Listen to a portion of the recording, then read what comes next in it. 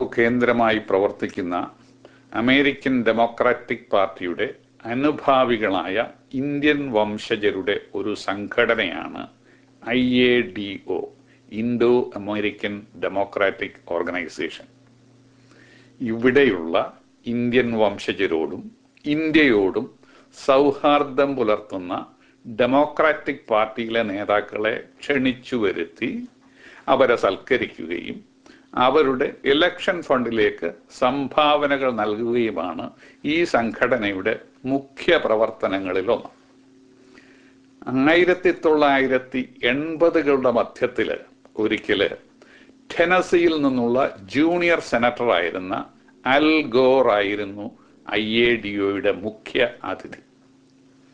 അദ്ദേഹം അന്ന് അമേരിക്കയുടെ വൈസ് പ്രസിഡന്റ് ആകുമെന്ന് അധികമാരും ചിന്തിച്ചിരിക്കാനിടയില്ല. എങ്കിലും ഇന്ത്യക്ക് അനുകൂലമായി US സെനറ്റിൽ അദ്ദേഹം ചെയ്ത ചില പ്രസംഗങ്ങളാണ് അദ്ദേഹത്തെ ക്ഷണിക്കുവാനുള്ള പ്രധാന കാരണം. ഇന്ത്യൻ വംശജരായ ഡോക്ടർമാര് ധാരാളമുണ്ടായിരുന്ന ആ സദസ്സിൽ ഡിന്നറിന് ശേഷം ചെയ്ത പ്രഭാഷണത്തിൽ വേൾഡ് ഹെൽത്ത് ഓർഗനൈസേഷന്റെയും യൂണിസെഫിന്റെയും കണക്കുകളെ ഉദ്ധരിച്ചുകൊണ്ട് ഇന്ത്യയിലെ കേരളം എന്ന സംസ്ഥാനം പൊതുജനാരോഗ്യ രംഗത്ത് നേടിയിരിക്കുന്ന നേട്ടങ്ങളെപ്പറ്റി അന്ന് വളരെ പ്രശംസാർഹമായി ഗോറ് പല സംഗതികളും പറഞ്ഞു.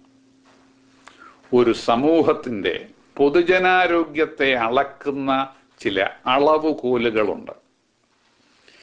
ഏതെല്ലാം കാരണങ്ങൾ കൊണ്ടാണ് മരണമുണ്ടാകുന്നത്, ഒരാളുടെ ശരാശരി ആയുസ് എത്ര, ശിശു മരണ നിരക്കെങ്ങനെ, പ്രസവാനന്തരമുള്ള മരണം തുടങ്ങിയവ, ഇവയെല്ലാം കണക്കാക്കുമ്പോൾ കേരളം ആരോഗ്യരംഗത്ത് അമേരിക്ക ഉൾപ്പെടെയുള്ള പരിഷ്കൃത രാജ്യങ്ങൾക്കെല്ലാം ഒപ്പം അതിവേഗം എത്തിക്കൊണ്ടിരിക്കുകയാണെന്ന് ഗോർ എന്ന് പറഞ്ഞു.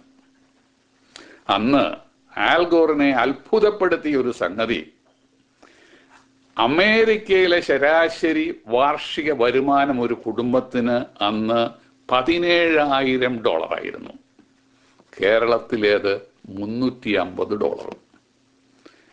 അമേരിക്കയിൽ ഒരു പൗരന്റെ ആരോഗ്യ സംരക്ഷണത്തിനായി പ്രതിവർഷം ചിലവാക്കിയിരുന്നത് $1,500 ആയിരുന്നെങ്കിൽ അന്ന് കേരളത്തിൽ ചിലവാക്കിയിരുന്നത് $15 മാത്രമായിരുന്നു.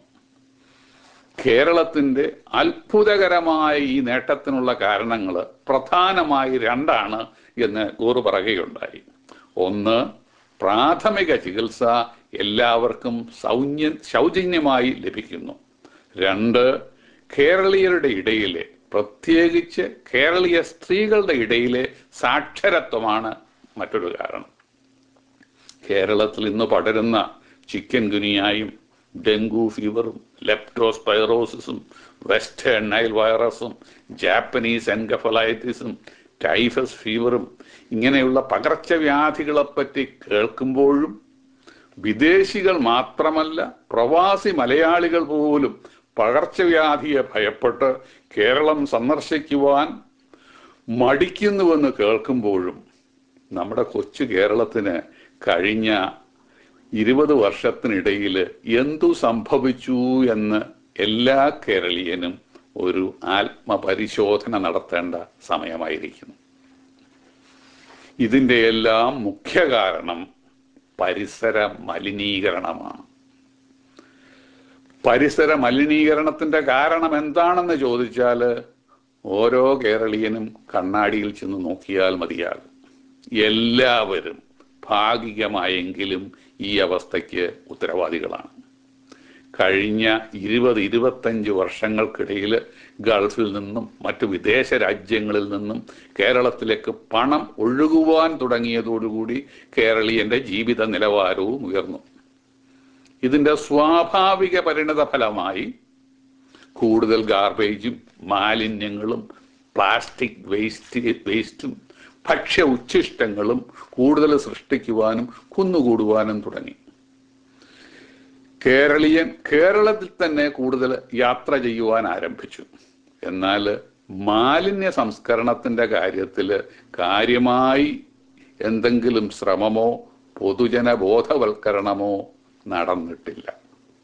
പ്രധാന പട്ടണങ്ങളിൽ പോലും ഇന്ന് നമുക്ക് ശാസ്ത്രീയമായ കാര്യക്ഷമമായ സൂവേജ് ഡിസ്പോസൽ പദ്ധതികൾ ഇല്ല എന്നുള്ളതാണ് വാസ്തവം. ഗാർബേജ് അഥവാ മാലിന്യം സൃഷ്ടിക്കുന്നവർ തന്നെ അത് സംസ്കരിക്കുവാൻ കടപ്പെട്ടവരാണ് എന്ന തത്വം ഇന്നും നാം അംഗീകരിച്ചിട്ടില്ല. മറ്റെല്ലാ രാജ്യങ്ങളിലെയും എന്നതുപോലെ കേരളത്തിലും പരിസര ശുചീകരണത്തിൻ്റെയും മാലിന്യ നിർമ്മാർജ്ജനത്തിൻ്റെയും ചുമതല പ്രാദേശിക സ്വയംഭരണ സ്ഥാപനങ്ങൾക്കാണ്. കേരളത്തിൽ കോടിക്കണക്കിന് രൂപയുടെ വീടുകൾ പണിയിക്കുന്നു, കെട്ടിടങ്ങൾ പണിയിക്കുന്നു. എന്നാൽ വീടിൻ്റെ വലിപ്പവും ആളുകളുടെ കഴിവും അനുസരിച്ച് തദ്ദേശ സ്വയംഭരണ സ്ഥാപനങ്ങൾ അവരിൽ നിന്ന് പണം ശേഖരിച്ച് വേസ്റ്റ് ഡിസ്പോസൽ ഉണ്ടാക്കുന്ന കാലം വരെയും ശാസ്ത്രീയമായി അത് നടപ്പാക്കുന്നത് വരെയും നമ്മുടെ നാട്ടിൽ രോഗവും പകർച്ചവ്യാധികളും തുടരും. പഴയ കാലങ്ങളെക്കാൾ എത്രയോ ഇരട്ടി മത്സ്യവും മാംസവും ചിക്കനുമൊക്കെയാണ് ഇന്ന് മലയാളി ഭക്ഷിക്കുന്നത്. തട്ടുകടയായാലും വലിയ കടകളായാലും ചിക്കൻ്റെയും മത്സ്യമാംസാദികളുടെയും തൊലിയും അവശിഷ്ടങ്ങളും എവിടെയാണ് സംസ്കരിക്കുന്നതെന്ന് ആരെങ്കിലും അന്വേഷിക്കാറുണ്ടോ? അത് പൊതുനിരത്തുകളിൽ വലിച്ചെറിഞ്ഞ് ചീഞ്ഞളിഞ്ഞ് മലിന കാരണമായി തീരുന്നു. മലയാളി ശുചിത്വമുള്ളവനാണ്, ദിവസം 2 തവണ കുളിക്കും എന്നൊക്കെ നാം പറയാറില്ലേ?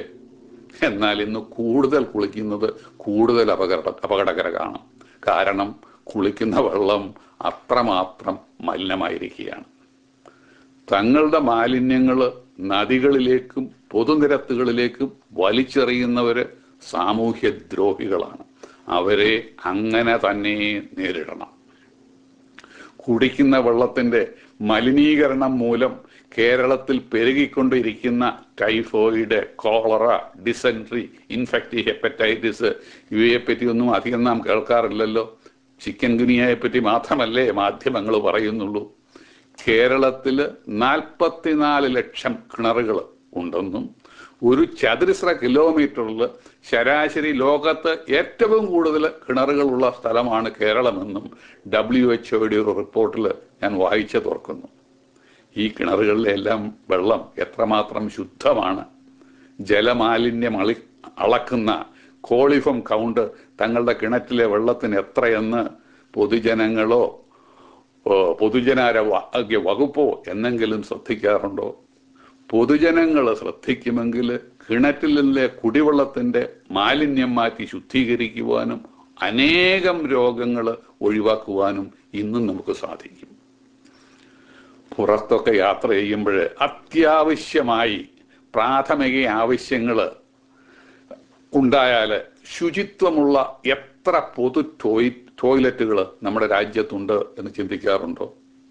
വിദേശ രാജ്യങ്ങളിൽ യാത്ര ചെയ്തിട്ടുള്ളവർക്കറിയാം, ഒരു ടോയ്ലറ്റ് അത്യാവശ്യമായി ഉപയോഗിക്കേണ്ടി വന്നാൽ കരീബിയൻ രാജ്യങ്ങൾ പോലെ നമ്മേക്കാൾ വളരെ വിഭവസമൃദ്ധി കുറഞ്ഞ രാജ്യങ്ങളിൽ പോലും അടുത്തുള്ള ഒരു ഗ്യാസ് സ്റ്റേഷനിൽ ചെല്ലുക, ഒരു ഫാസ്റ്റ് ഫുഡ് സ്റ്റോറിൽ ചെല്ലുക, ഒരു കടകൾ സമീപിച്ചാൽ മതിയായി പ്രാഥമിക ആവശ്യങ്ങൾ ശുചിത്വത്തോടുകൂടി നിർവഹിക്കുവാൻ സാധിക്കും.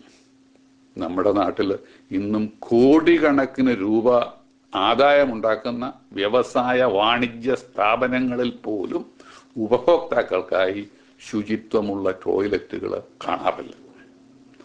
പൊതുജനങ്ങൾക്കായി നടത്തപ്പെടുന്ന സ്ഥാപനങ്ങളിൽ, ഹോട്ടലുകളിൽ ഇതെല്ലാം ഉണ്ടായിരിക്കണമെന്ന് നാമും ഗവൺമെന്റും നിഷ്കർഷിക്കണം.